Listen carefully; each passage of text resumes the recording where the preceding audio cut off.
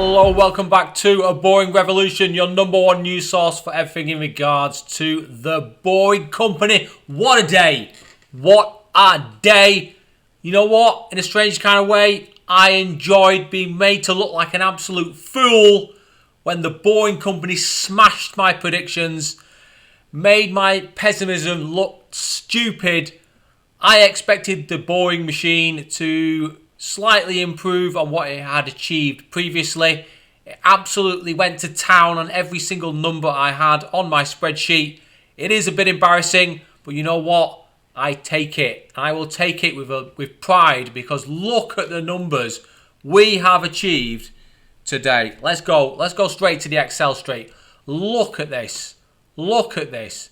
380 meters completed in just under 14 days. That is, I believe, just over 26 meters per day. Absolutely stunning. The average for the previous tunnel A was somewhere in the range of 15 and a bit meters, 15 to 16 meters for tunnel A. So we've basically gained another 10 meters per day, which is a massive improvement. Really, really impressive. You just can't fault what Steve Davis is doing at the Boring Company. I don't know how many arses he's kicking, but he really is pushing brilliant engineering. We've got to be impressed.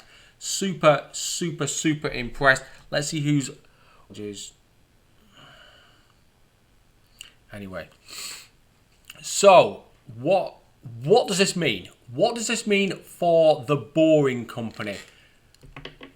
Basically, it means we can hit targets. We've obviously not finished this project yet, but we've completed the most difficult part of the project in good time.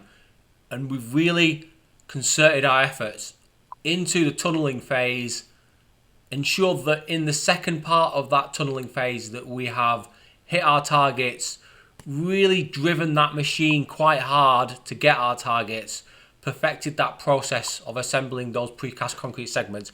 And this has led to an absolutely phenomenal result, where basically we are ahead of schedule, well ahead of schedule in fact. If you look at the things that we've got to complete in the remainder of this schedule, this is basically traditional construction, station constructions, a bit of steel work. There's nothing here that really kind of I look at and think this is difficult stuff, or there's potentially some kind of area where we could be tripped up or fall into some kind of large delay. I don't think that's going to happen. I think that we're going to have a lot of time to go and have a look at no, that's it. Let's go and have a look at the news. So, the news.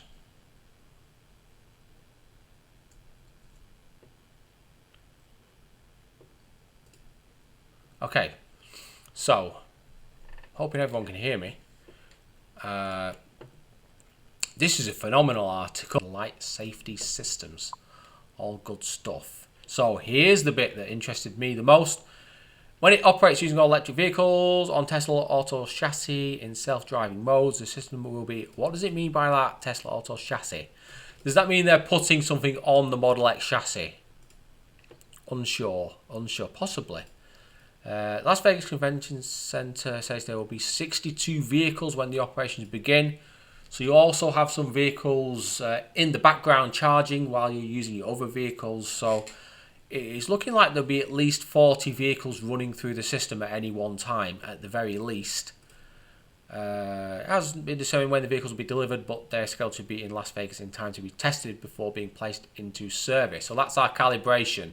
They should be in Las Vegas in the first week of October, I'd imagine. Maybe the last week of September. But again, I should probably be more optimistic.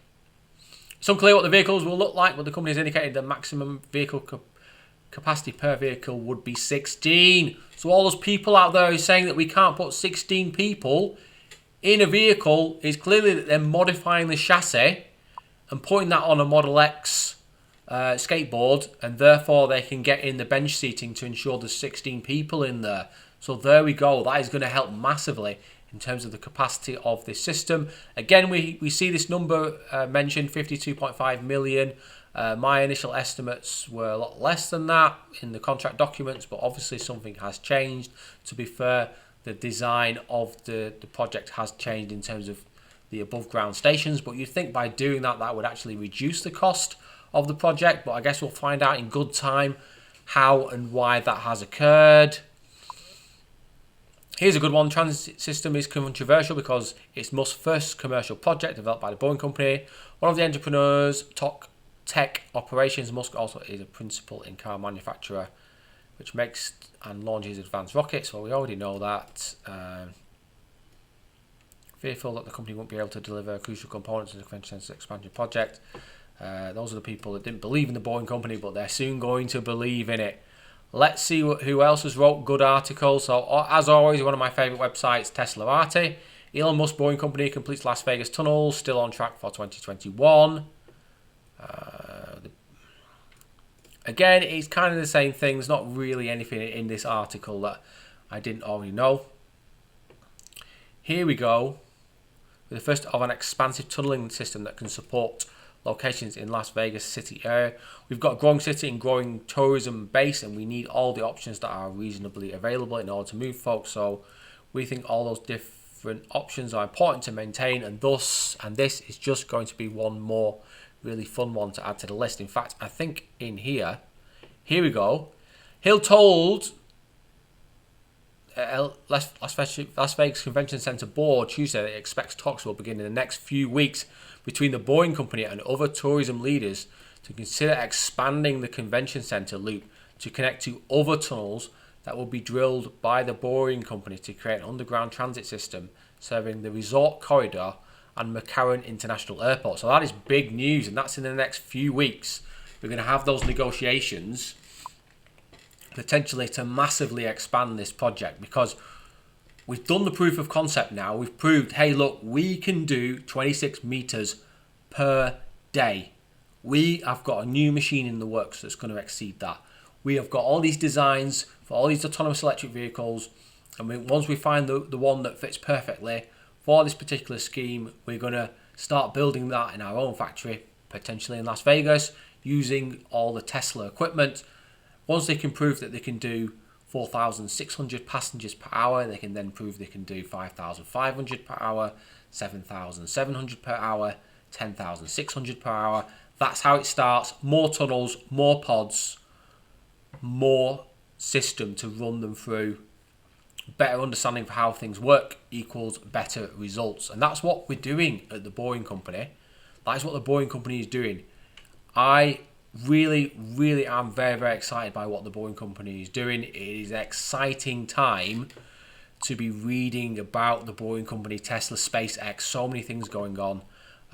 This was a good article. I always like reading electric. What was I going to say about electric?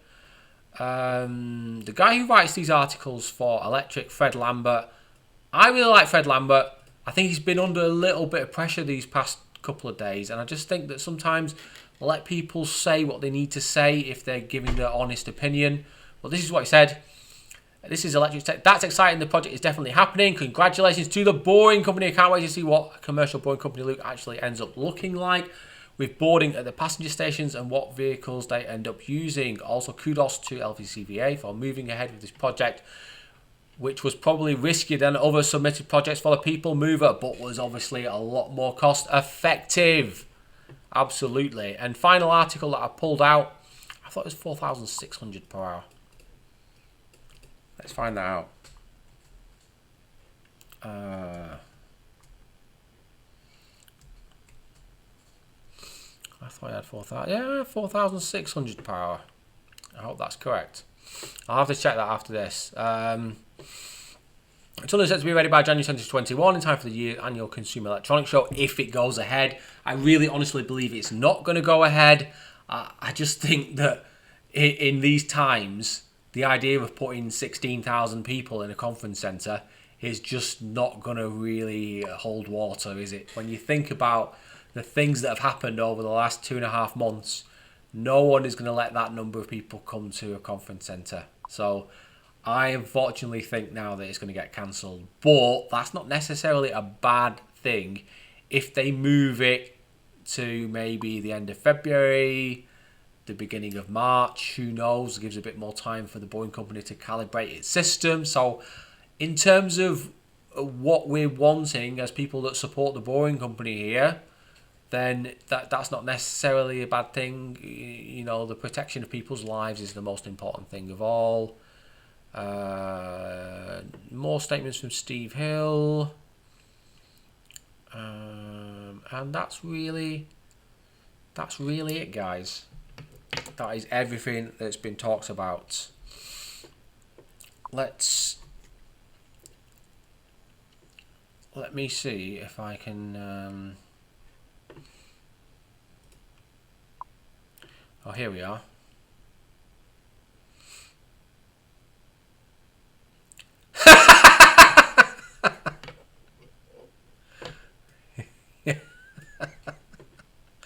Well, Ed McCloskey. Oh my goodness! Why have you mentioned his name? I'm gonna have to talk about him now. What a douchebag that guy is. Blow me neck. Yeah. Honestly, yeah. I've got a bet with that guy. I can't find the tweet because it's just somewhere on my computer. But he bet £20 with me that they wouldn't achieve 3,600 passengers per hour. We're gonna absolutely potato it. And he's the sort of guy that would walk away from a bet. The little soft bastard. But anyway, let's not talk about that guy because it's getting a bit negative.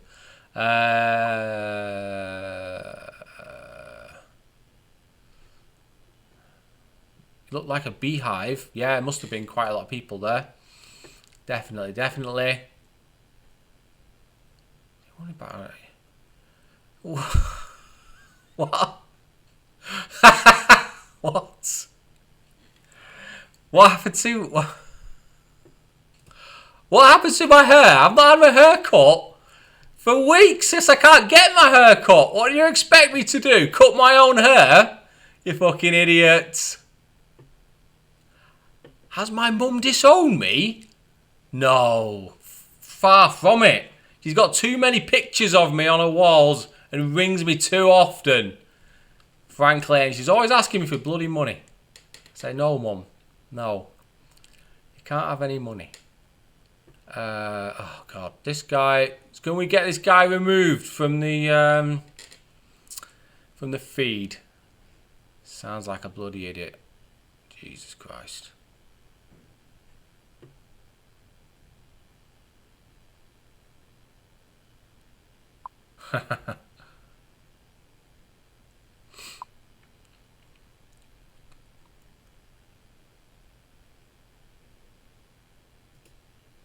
So, let's make that bigger. Yeah, that's better. That's better. What is my honest opinion now they're talking about using a modified chassis on top of a Model X skateboard? If they can get 16 people in there, that's going to make hitting that target of 4,600 cars per hour a lot easier if they can get 16 in one vehicle.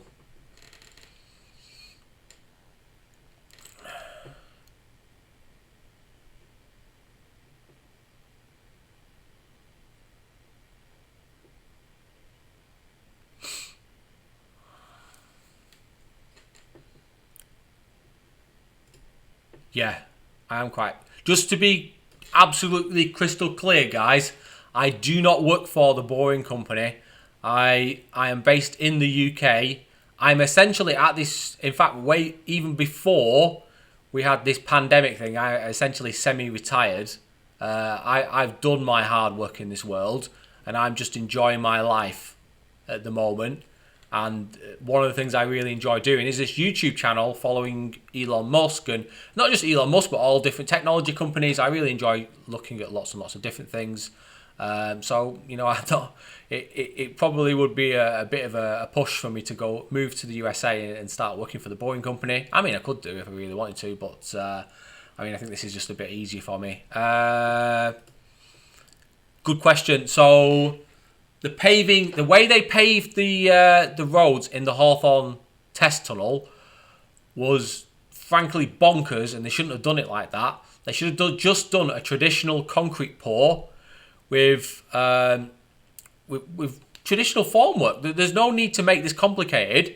Just on a nice, smooth, polished concrete floor, float it, boom. You could pour 800, 900 foot, 1,000 foot in a day easily. That's what they should do for this one. It should be absolutely buttery smooth, no problems, smoother than your traditional road.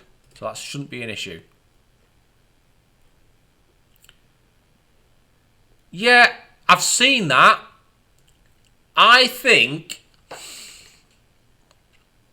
there's some kind of line that runs down the centre of the tunnel. It looks like a profile of steel that's slightly proud of the surface. And I'm wondering whether that's some kind of system that connects the vehicles together. I really do not know very much about that because that's the first time I've seen it mentioned in an article. But I have seen a picture where this kind of raised profile is in the centre of the tunnel. How that actually operates, I don't know. I guess we'll have to do a bit of research and find out. Yeah, I don't think it was really a good idea doing it like that. There's better ways to build a road deck. I mean, they could just use precast concrete segments in the road deck and then just pour a screed over the top of that. And that probably would be even quicker. The reason I suggest an in-situ concrete pour is just because it's very easy to find people to do that. It's relatively easy. And you're just doing it in one continuous item on your program. One continuous item on your program. You're not having to install precast concrete segments, then bolt them together, then install the screed. You're literally just doing the pour, installing the rebar, doing the pour, boom, you're done.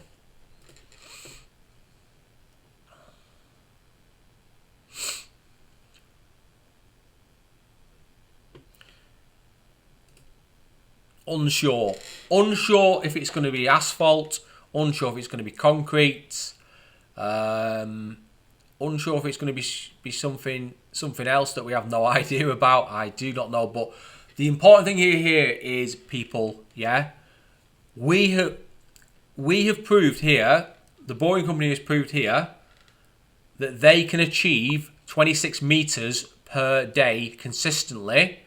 They have worked out how to operate a TBM in Las Vegas because the ground conditions in Las Vegas are very, very specialized. Yeah, the actual rock formations under Las Vegas are very, very fragmented, very loose, non-cohesive strata. Actually making a machine that functions well in those kinds of conditions has been considered very difficult. But whatever the boring company have done and whoever experts they've brought in, they seem to have nailed it because that machine has essentially a top speed of 30 meters per day. So they've got very, very close. They've got within 10% of where that machine is capable of achieving. So once they've adapted this Europe method, so the ultra rapid underpass system for doing the tunnels at a gradient, once they've introduced that, once they've introduced the new TBMs, once they've introduced a new muck removal system, once they've introduced a new system of pushing the TBM forward continuously at all times, we could be talking in excess of 70 meters per day, maybe more. So what the Boeing company has been able to achieve in this short period of time, because this is project number 1. This is just the first iteration. This is the Roadster. We're not really like pushing the boundaries here. We're really just kind of, dipping our toe in the water and seeing what works. Once we know what works, we can then build on that and establish the Boeing company system of building tunnels. So it's very, very, very impressive what they've managed to achieve in Tunnel B.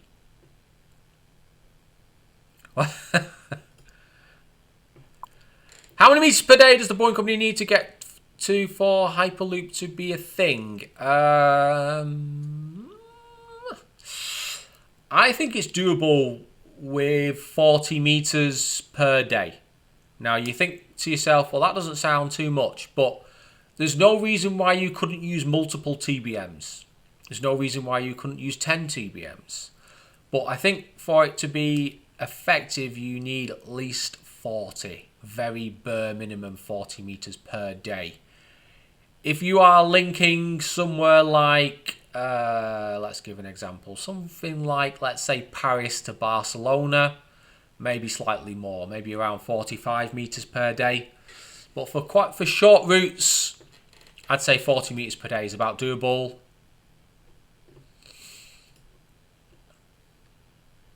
I think, John, that if we can replace a lot of the surface roads with underground tunnel networks and have this kind of personalised mass transit, we can convert a lot of roads on the surface for free buses, for bicycles. So a lot of people are using the e-bikes. You can get up to like 25 miles per hour. I almost bought one myself actually very recently.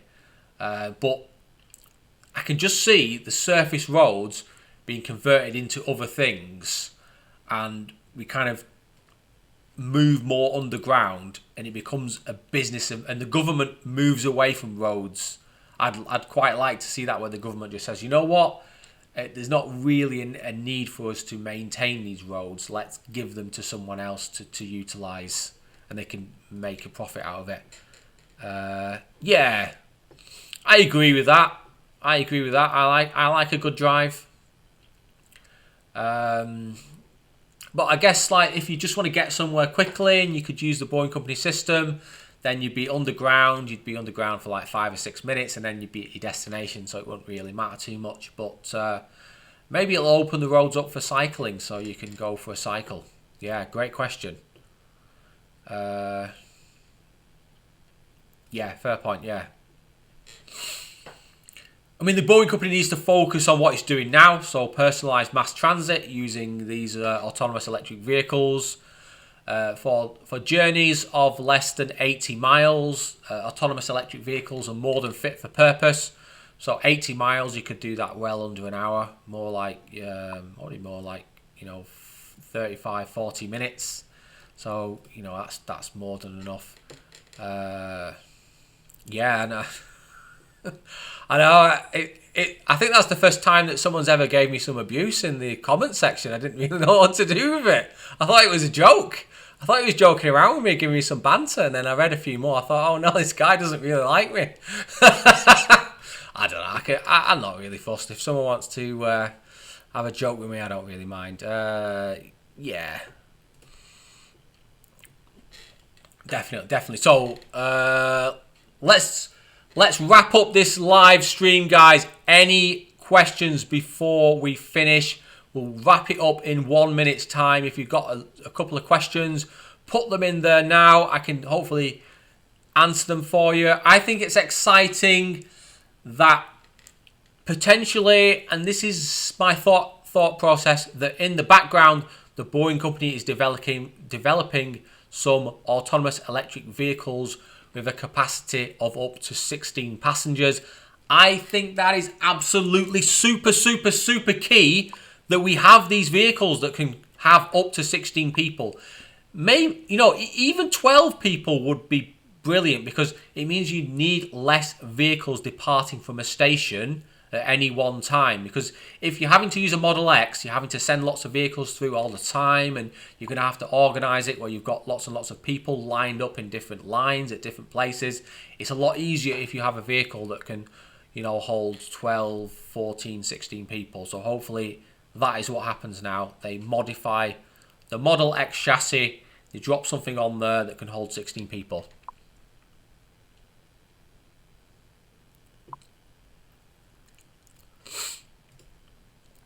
I mean, if we could get the cost of tunnelling below like $6 million per mile, I think that it would be a good idea to have some kind of emergency exit tunnel that runs in between tunnels.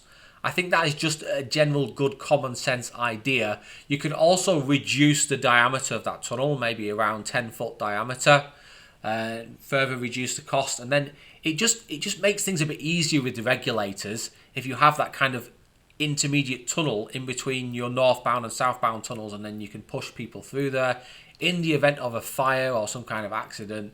Obviously, you'd want a high pressure sprinkler system inside your other tunnels. You know, you want to cover all bases basically. But good question. Thank you.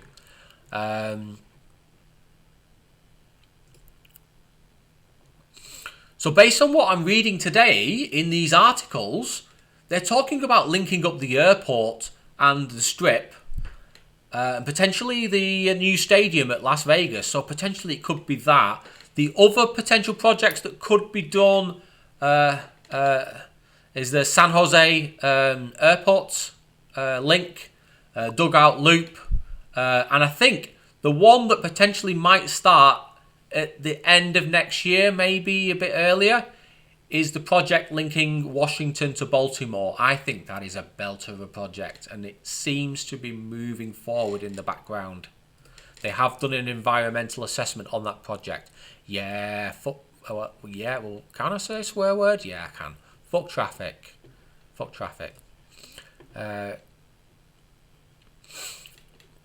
It's not common knowledge. They're still kind of playing around with it. It's kind of a bit of a science project at the moment. If I do come across something, I will post it on my Twitter page once it gets unblocked. If you don't already know, my Twitter page got blocked, but I don't know why. So I got my other pages unblocked, but I don't know. Anyway.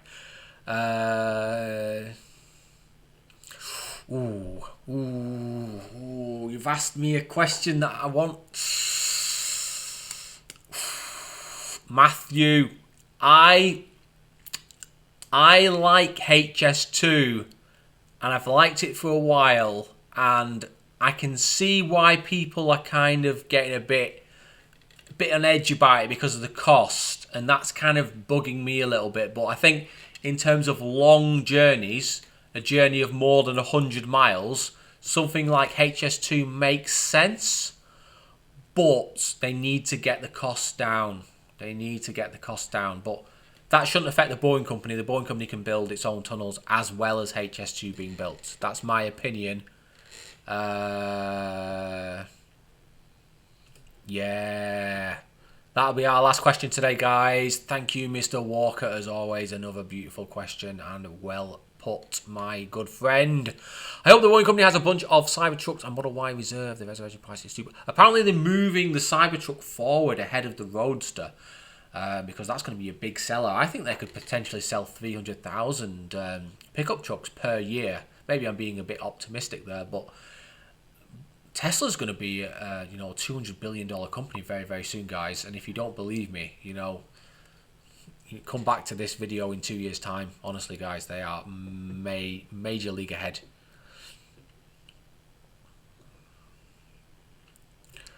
But do you know that Elon went with... Yeah, I've seen the picture where it looks like he's going down, or is he coming up in the elevator? I've only seen the picture, though, not the video. So, unfortunately, I've kind of missed out on that one. But thank you for pointing that out. I hope that they kind of do something fun in the tunnels and then people get interested in the Boring Company. Yeah, I think they should focus on the USA. I think they should focus on the west coast of the USA for the next sort of 5 or 6 years and then kind of spread around the USA.